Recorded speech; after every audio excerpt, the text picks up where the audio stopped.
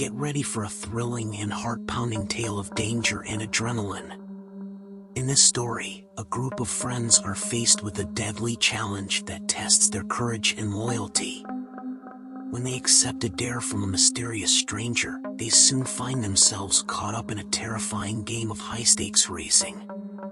With danger lurking around every turn, they must fight to survive and protect each other. Tune into this gripping tale and get ready for a wild ride.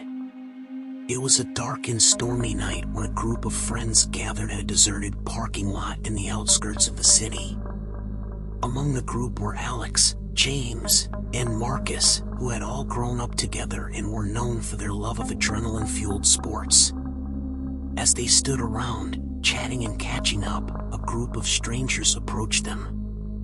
They were led by a man named Victor, who claimed to be a renowned racer and challenged the three friends to a bike race. Alex, James, and Marcus were excited at the prospect of such a challenge, but their friend Beth was hesitant. She had heard rumors about Victor and his group being dangerous, and didn't want her friends to get involved with them. But the guys were determined, and they convinced Beth to come along and watch from a safe distance. As the race began, the friends took off at breakneck speed. Alex was in the lead, followed closely by James and Marcus. But just as they reached the halfway point, James's bike suddenly malfunctioned and he lost control, crashing into the side of the road. Alex and Marcus pulled over to help their friend, but as they approached, they were suddenly surrounded by Victor's group. It was then that Beth realized her fears were well-founded. These people were not just harmless racers. Victor sneered at the three friends. "We have been watching you guys for a long time," he said. "You think you're the best, but you're not. We're going to teach you a lesson." Beth watched in horror as Victor's group began to beat up Alex and Marcus, taking away their helmets and smashing their bikes.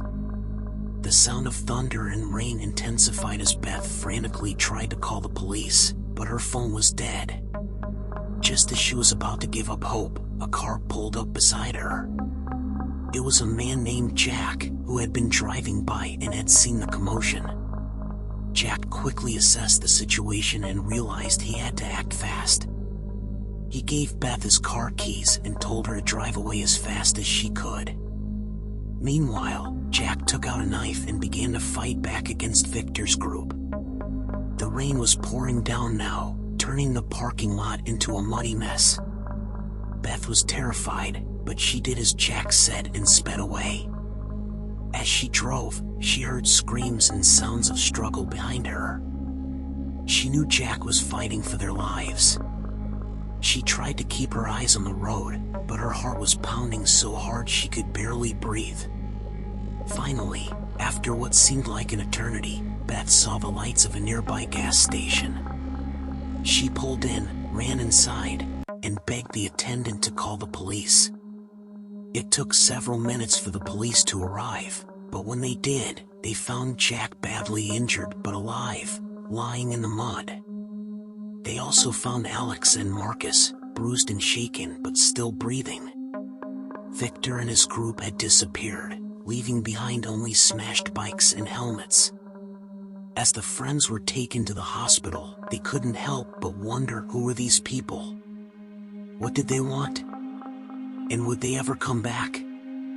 From that day forward, they all knew they would never forget the terrifying events of that dark and stormy night.